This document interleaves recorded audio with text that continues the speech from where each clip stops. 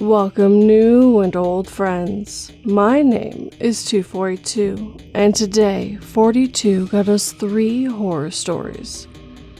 Remember to like, subscribe, share, and comment, but you can always wait till the end for this Sunday's word. So, turn off your lights, make sure your doors and windows are locked. Things are about to get spooky.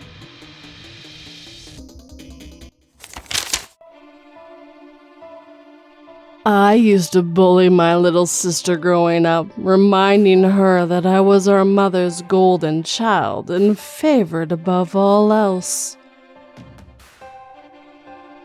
As I lay here, strapped to the altar, staring up into the cold eyes of my mother and sister, I realize now that I was merely the sacrificial lamb.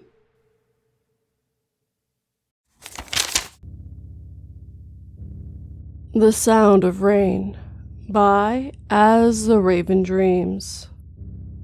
Rain can be such a calming and relaxing thing for so many people.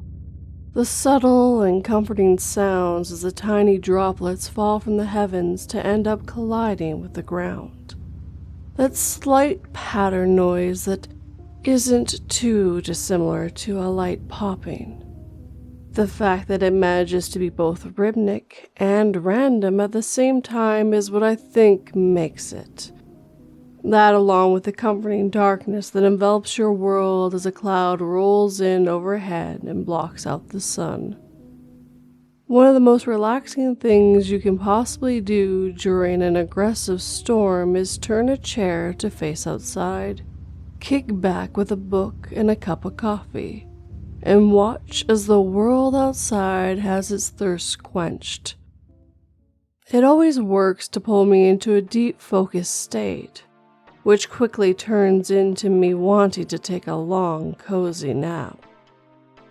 My favorite thing about spring is how when a rolling storm engulfs an area, everyone and everything pauses and takes notice.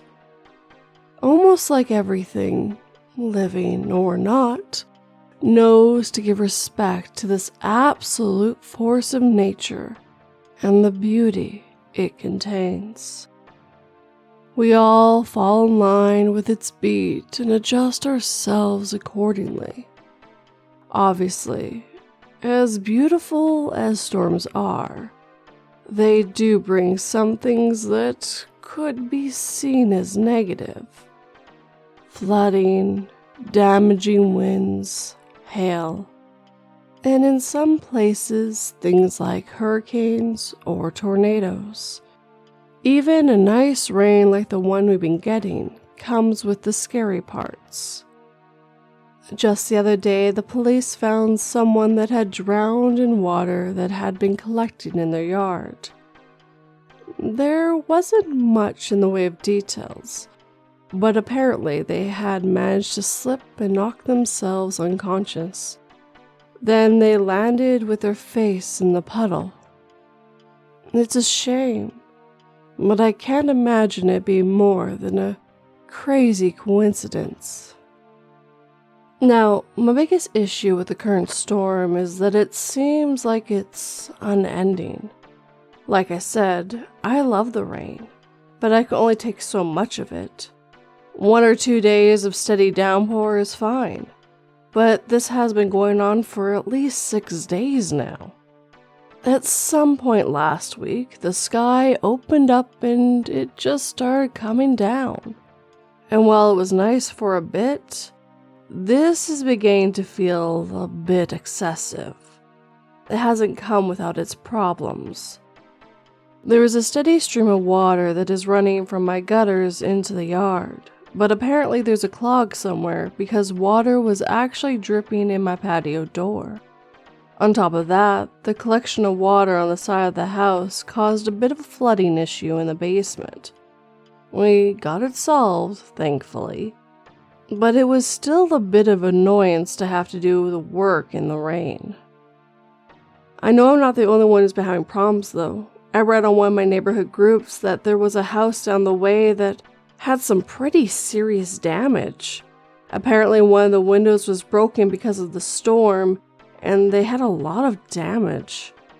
On top of that, some kids had taken advantage of the broken window and trashed the place. Thankfully, the owners seemed to be out of town as no one's seen them for a few days, but they're going to be surprised when they get back home. Plus, my lethargy has absolutely had a grip on me since the storm started. I haven't been wanting to get out of bed or do any of my work projects. The droning sound that I described a moment ago is really, really good at putting my ass out for the day. I just want to lay on the couch and watch the news. Well, I would want to if they would stop reporting on the negative stuff. I don't want to hear about murders or anything like that. I want to hear about the community coming together and fixing things. It's really sad how much the media wants to focus on the negative and not on the positive parts of our world. Maybe that's why so many people have issues with this seasonal depression and whatnot. One thing I wish they would report on is all the noise in this city. Yesterday morning, I swear I heard some prankster screaming out his window as loud as he could. At first, I wasn't sure if I actually heard it. It happened while I was watching some dumb talk show, just after I had woken up. I was listening to them make jokes at the expense of some celebrity. I grabbed my coffee and went to take a sip, and I heard the faint sound of someone shouting. Again, I wasn't sure that it was actually a scream at first, but they did it again, and I knew for sure that's what it was. I got up and looked out the window and saw that someone else in the neighborhood had put on their poncho and mask and started the way down to have a stern talking with that person. Good on them for being considerate and wearing their mask. But I don't think that their statement got through to the person, because no more than an hour later, I heard him again. Then another hour after that. I've been getting incredibly frustrated by this whole thing because he keeps going. Almost every single hour on the hour, he keeps shouting out his window for a few minutes. Then he gets quiet again and I get to enjoy the rain. Of course, it doesn't last long because an hour after that he does it again. What's worse, he got a few of his friends to do it too, and now there's screaming coming from the other houses that are closer to me. At first, I was a bit unnerved, but when he did it again, I realized that it had to be some dumb kid most likely doing something stupid like this for internet clout. Now, I understand that kids will be kids, and sure, his screams aren't really hurting anyone yet. But I don't think they understand how the whole crying wolf thing works. If they keep it up, people become desensitized to the whole thing and won't know when something serious is going on.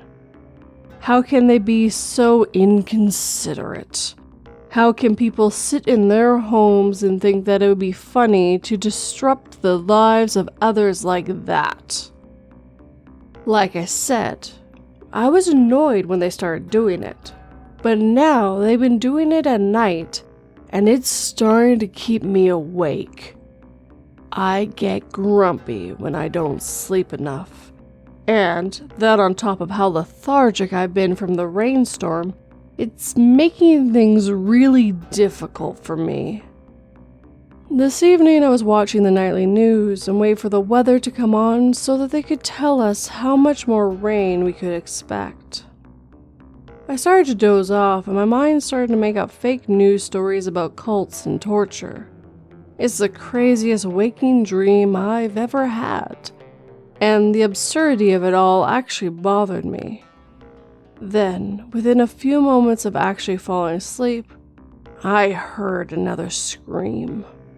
Much like I said before, I got angry and was going to ignore it. But then I heard it again and realized it wasn't just one of the pranksters. It was coming from my neighbor's house. This situation's exactly what I was referring to when I was talking about the whole crying wolf thing. You do something stupid, like scream out your window, and make people think that something is wrong when it isn't. Then, when something is wrong, you don't realize it's actually something that's a problem. I heard him scream again and decided that I should go ahead and call the police. Something was clearly going on and he likely needed help. I grabbed my cell phone, shut off the TV, and called 911. At first, the call didn't seem to go through, but the operator answered. I explained to them what was going on, told them that there was a prankster down the road that they needed to deal with later, but that they needed to come out our way now to see if my neighbor is okay. The call felt a bit strange. The man asked me for my name and address and a few other questions, like if I was home alone and if I had a weapon. I didn't feel that these were normal questions, but at the same time, in today's day and age, maybe they really adamant about protecting their officers. I guess they were going to be next door and they would want to make sure that I wasn't trying to lure them into a trap or something. Hard to say, really, but I gave him the information and he hung up, saying that they would be right over for the welfare check. No more than a few minutes later, I heard a knock on my door. I was confused at first. I hadn't seen any cop cars, hadn't heard any sirens or anything.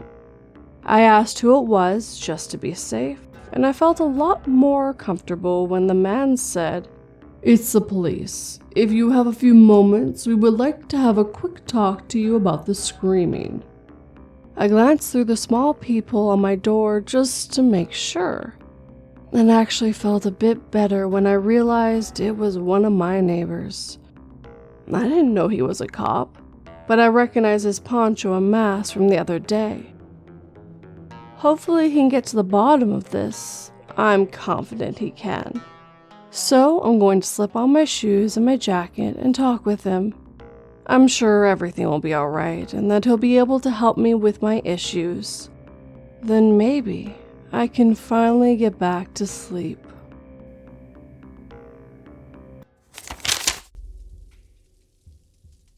I never thought robots would be the end of the world, but apparently I was proven wrong.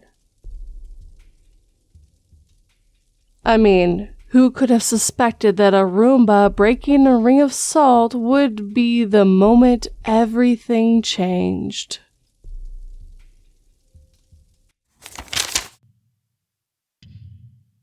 My husband hasn't spoken to me for days. By Luminoustygian. He sat still at the end of the table. His droopy eyes, rimmed with dark circles, reflect the dim lights of the dingy dining room. Another failed gig, no doubt.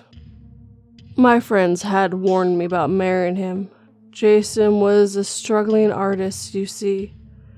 "Don't settle for that man," they said. "You be broke your whole life." Yet when he got down on one knee and proposed with sincere eyes, I vowed I'd be by his side through thick and thin. When Jason finally reached his dreams, I would be there to celebrate with him. We always prayed for a breakthrough, but failure after failure happened, and 5 years together brought us to this dilapidated apartment. My head throbbed. Jason's tiredness must be rubbing off on me. "Honey," I whispered reassuringly, "I'll always be with you no matter what, and I'm sure that everything will get better soon." He didn't reply, dull eyes staring into nothing. "I made something special," I said with a small smile, beef casserole in hand. "Go ahead and take a bite. I promise it's good." He remained listless, not even lifting his fork. Minutes passed like that, and I felt a tear roll down my cheek as I rubbed my temple. Jason used to love my food, even when I burnt everything, when I just started to learn how to cook.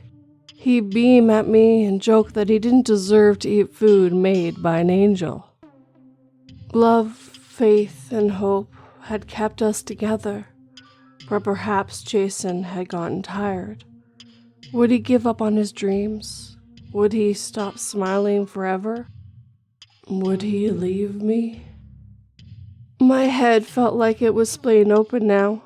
I hurriedly tried to make my way to the bathroom, but tripped on the glass wine bottles littering the floor. Jason must have heard the commotion, but he never came. As I lied there helplessly withering and clutching my head, I wondered when everything started spiraling. Was it when he started drinking, or was it when I told him that I wanted to work and support us? Maybe it was when I told him that I was pregnant. "A baby?" he had shouted, as he held me by the hair after punching me in the gut. "In this effing mess?" I sobbed for what seemed like hours until the pain subsided again into a dull throb. I got up shakily and walked to the mirror. A monster stared back at me, disgusting black ooze trickling down from the grotesque hole at the side of its face. It was pungent, smelling of death. Brain matter, dark and rotten, spilling through, making a sickening squelch as it fell to the ground. My mind whirled as I made my way back. Jason had not taken a single bite of that beef casserole, now rotten as it had been left out for several days. It wasn't tiredness or sadness in his eyes, I realized. It was guilt. Guilt from killing me.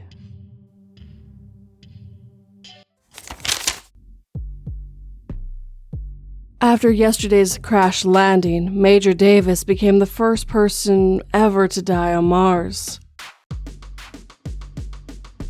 Now, if I don't make use of the Red Planet's only available food source, I will soon become the second.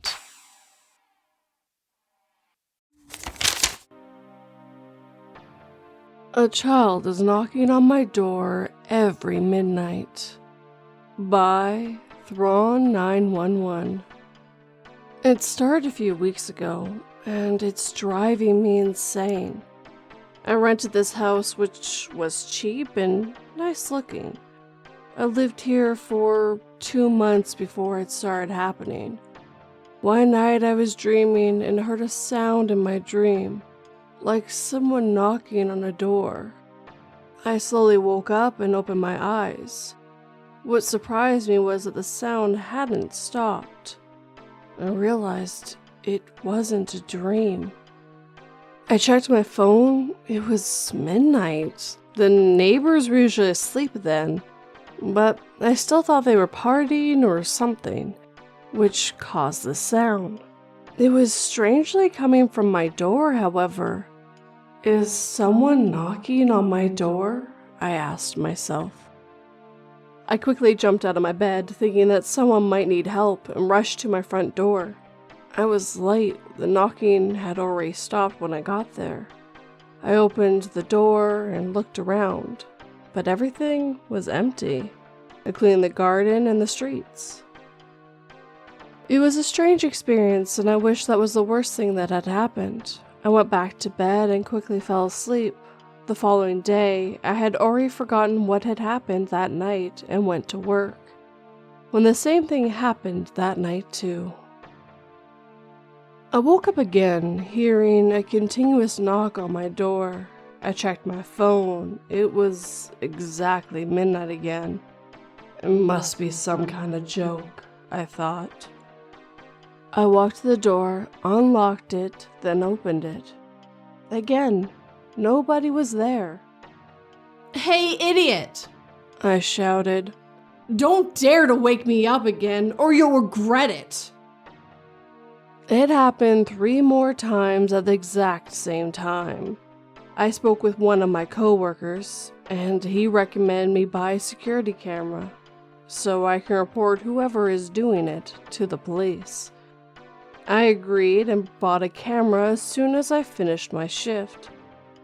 Installed it above my door was a way harder job than I care to admit, but after a few hours of cursing, it was working. I went to sleep with a smile on my face, knowing that whoever thought it was funny will be recorded on the camera. I couldn't even sleep. Instead, I stayed up until midnight watching a series on TV. Of course, at exactly midnight, I heard the knocking. I stayed on my couch watching the TV. After a few minutes, the knocking still hadn't stopped. I started to get annoyed, so I stood up and walked to the door. And that was the moment when it finally stopped. Funny guy, I thought. He waited for me to get to the door and then he stopped. I opened the door. No one was there as expected. After that, I checked the security cam recording because I still hadn't connected to my laptop, so I couldn't see it live. I should have waited until morning. At 23:59, to my surprise, a child ran to my door. I didn't believe it. For all this time, I was pranked by a child? He was around 7. When the clock hit midnight, he started banging on my door. But I didn't see any watch or phone with him, so I had no idea how he knew the time. As he was knocking on the door, he looked straight into the camera. Maybe it was just strange lighting, but his eyes seemed totally black. I freaked out. I fast-forwarded the recording to the point when I came out, when the kid might have heard that I was coming. He jumped down from the stairs and crouched down behind it. Then I saw myself open the door. I was terrified. This whole time I was looking for someone and shouting like some kind of idiot. That kid was hiding behind the stairs, just beneath my feet. I had no idea what to do. I couldn't go back to sleep. I kept thinking about that kid. What if he's still hiding there? When morning finally arrived, I hurried to work. When I got out of my house, I carefully checked the place alongside my stairs. It wasn't that tall. It only had 4 steps, but it was enough for that kid to hide behind it. I showed the video to my coworkers, and they were freaked out too. I asked them for advice. One of them told me to ask the neighbors if they saw the kid, or if he was knocking on their doors too. That day, I talked to 5 people from the neighborhood, showing the video to them. They told me they had never experienced something like this and had never seen this kid. No one recognized him. I had no idea what to do at that point. I decided that maybe I should talk to the kid. I was afraid of meeting him. I don't know why. After all, he was a child. Then I remembered I could talk with him through the security camera because it has a speaker. So, I had a plan for the night. I set everything up and I watched the camera display on my laptop when the time arrived. It was 23:59. I needed less than 1 minute and the kid would appear in front of my door. Finally, I could see the kid walking up the stairs, and as soon as the clock hit midnight, he started to knock. I turned on the speaker. "Hey mate, can I help you? You're really consistent with your knocking. Do you need help or anything? Where are your parents?" Where's Mommy? The kid responded from outside through the camera's microphone. She used to be here. Where's she? We live here. That's our house. I was shocked by this response. It was totally unexpected. Your mommy's not here, little one. I've lived here for a few months now. Do you want me to call the police? Maybe they'll help you find your mommy. Where's Mommy? Where is she? The kid cried, but it sounded unnatural. It was like someone imitating a kid's crying. Meanwhile, the kid looked up the camera, stretching his neck, which was abnormally long, maybe about 10 centimeters longer than usual. It felt uncanny. Listen, I have no idea, but I tried to speak to him, but he interrupted me, still crying. You killed her! You killed her, you prick! He shouted, with the force being on the word prick. He then ran away. So, since I'm anonymous here, I can swear to God that I haven't killed anyone, and I would never do such a thing. I had no idea what he was talking about.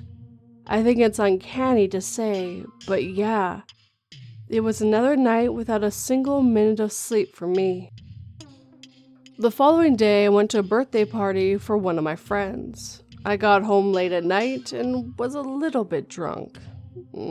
Actually, I was totally drunk, so I decided to go to sleep. I didn't want to communicate with that kid that night, and I hoped that he had left forever and I would never see him again. When I woke up the following morning, I realized that I didn't wake up at midnight because of the knocking. Maybe the kid really left. The blood froze in me as I walked to the front door. It was wide open. I started to remember the previous night, and I was sure that I closed the door, but I didn't lock it. I was swearing loudly at the realization and immediately watched back the security camera recordings. At exactly midnight, the child walked into my door, but he didn't knock. He just opened it and walked in. I fast forward the entire night on the camera, and he never left the house. I searched the whole building and found nothing. I even called the police, showing them the security recordings. They also found it strange, but they didn't manage to find the kid. Since then, every midnight I hear the whisper in the dark. Where's Mommy? You killed her. I'm moving out next week, but I'm terrified. Where's Mommy? You killed her. Where's Mommy? You killed her. Where's Mommy? You killed her.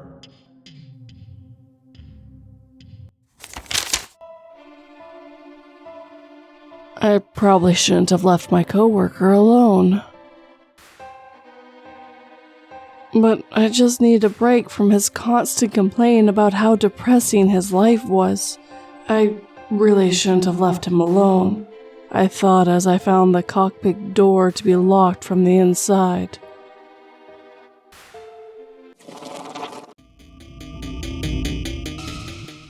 And with that, we're near the end of this video. I really enjoyed all these stories. As I was reading The Sound of Rain and them complaining about how the rain hadn't stopped in a week, and I was thinking, yeah, I've gone whole months without seeing the sun. I have actually forgotten what the sun looked like because it just wouldn't stop raining. And just how wet it makes everything, like even inside your house, how humid it is. When you live in that kind of environment, it's quite different. You grow accustomed to it, but also there's a certain sense of never really warming up properly because of it. It's really hard to explain, but I grew up where it had rain for weeks, months. Yeah, it was horrible. And the other two, well, I do hope that the husband gets his just desserts for killing his wife. And that guy gets out before the black-eyed child gets him. But I don't think they will. I would like to thank the writers who let me read their stories today, guys. They were all really good, and they all made me think of things I would never do. One, maybe not opening my door to random strangers, or leaving them unlocked while you're drunk. But as always, guys, if you enjoyed these stories, hit that like button and make sure it feels it. If you're new, subscribe and turn that pretty little bell to all notifications. And of course, sharing this video, channel, podcast with anyone who might enjoy it, that really helps as well. If you'd like to help in other ways, I have Patreon, merch, PayPal, and this is the official announcement of me having memberships up and running on YouTube. I have 2 tiers to choose from, and no matter which tier that you choose from, you get access to an extra story a week. Those are for members and patrons only. But as always, I'll never expect this, but I'll always appreciate it, and I just wanted to give a little back to those who are willing to do this. Now, last but never least, I would love a comment, but let me get you that Sunday word first. On screen right now is everyone who wrote me something last week using the word notebook. I thought it'd be a little bit of a fun word to use. Now, on to this Sunday's word, which is aspect. So, write me a sentence down below using this word, or go to Twitter adding me using this word as well, and you'll be in next week's video/photo. But as always, guys, any comment. I just really love reading comments. Whether or not it's good, bad, I just like to see people inform me what they like and what they'd like me to change. But I just thought this Sunday word thing would be a little bit more fun. But as always, guys, thank you for watching and listening. It really means the world to me. Sleep tight and don't let 42 bite.